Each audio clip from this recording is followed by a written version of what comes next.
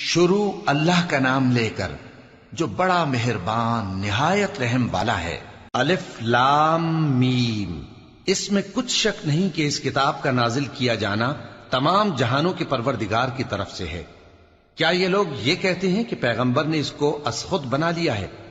نہیں، بلکہ وہ تمہارے پروردگار کی طرف سے برحق ہے، تاکہ تم ان لوگوں کو ہدایت کرو جن کے پاس تم سے پہلے کوئی ہدایت کرنے والا نہیں آیا، تاکہ یہ رستے پر چلیں۔ اللہ ہی تو ہے جس نے آسمانوں اور زمین کو اور جو چیزیں ان دونوں میں ہیں سب کو 6 دن میں پیدا کیا، پھر عرش پر جلوہ افروز ہوا۔ اس کے سوا تمہارا نہ کوئی دوست ہے اور نہ سفارش کرنے والا۔ کیا تم نصیحت حاصل نہیں کرتے؟ وہی آسمان سے زمین تک کے ہر کام کا انتظام کرتا ہے، پھر ہر کام ایک روز جس کی مقدار تمہارے شمار کے مطابق 1000 برس ہوگی اس کی طرف رجوع کرے گا۔ اسی شان کا ہے وہ خالق جو پوشیدہ اور ظاہر کا جاننے والا ہے، غالب ہے، بڑا مہربان ہے۔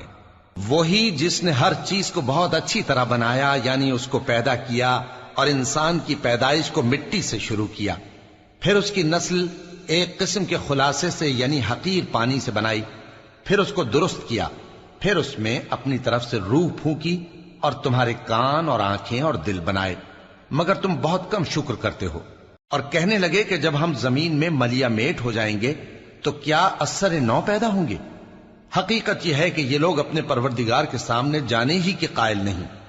کہہ دو کہ موت کا فرشتہ جو تم پر مقرر کیا گیا ہے تمہاری روحیں قبض کر لیتا ہے، پھر تم اپنے پروردگار کی طرف لوٹائے جاؤ گے، اور تم تعجب کرو جب دیکھو کہ گناہگار اپنے پروردگار کے سامنے سر جھکائے ہوں گے اور کہیں گے کہ اے ہمارے پروردگار، ہم نے دیکھ لیا اور سن لیا، تو ہم کو دنیا میں واپس بھیج دے کہ نیک عمل کریں، بے شک ہم یقین کرنے والے ہیں۔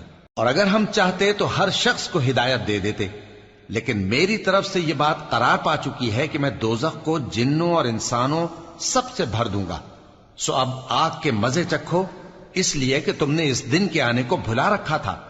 آج ہم نے بھی تمہیں بھلا دیا ہے، اور جو کام تم کرتے تھے ان کی سزا میں ہمیشہ کے عذاب کے مزے چکتے رہو۔ ہماری آیتوں پر تو وہی لوگ ایمان لاتے ہیں کہ جب ان کو ان کے ذریعے نصیحت کی جاتی ہے تو سجدے میں گر پڑتے اور اپنے پروردگار کی تعریف کے ساتھ تسبیح کرتے ہیں اور غرور نہیں کرتے۔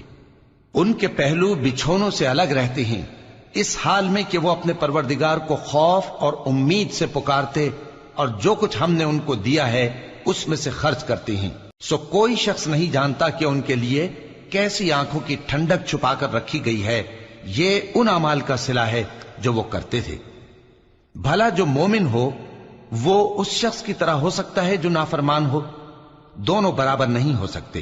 جو لوگ ایمان لائے اور نیک عمل کرتے رہے ان کے رہنے کے لیے باغ ہیں، یہ مہمانی ان کاموں کی جزا ہے جو وہ کرتے تھے، اور جنہوں نے نافرمانی کی ان کے رہنے کے لیے دوزخ ہے، جب چاہیں گے کہ اس میں سے نکل جائیں تو اس میں لوٹا دیے جائیں گے، اور ان سے کہا جائے گا کہ جس دوزخ کے عذاب کو تم جھوٹ سمجھتے تھے اس کے مزے چکھو، اور ہم ان کو قیامت کے بڑے عذاب سے پہلے دنیا کے عذاب کا بھی مزہ چکھائیں گے، شاید وہ ہماری طرف لوٹ آئیں۔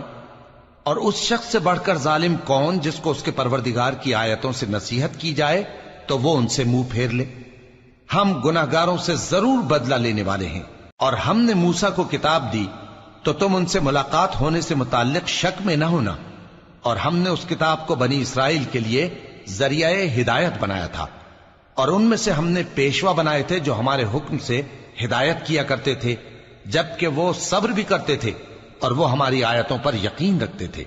بلا شبہ تمہارا پروردگار ہی ان میں جن باتوں میں وہ اختلاف کرتے تھے قیامت کے روز فیصلہ کر دے گا۔ کیا ان کو اس امر سے ہدایت نہ ہوئی کہ ہم نے ان سے پہلے بہت سی امتوں کو جن کے رہنے کے مقامات میں یہ لوگ چلتے پھرتے ہیں ہلاک کر دیا؟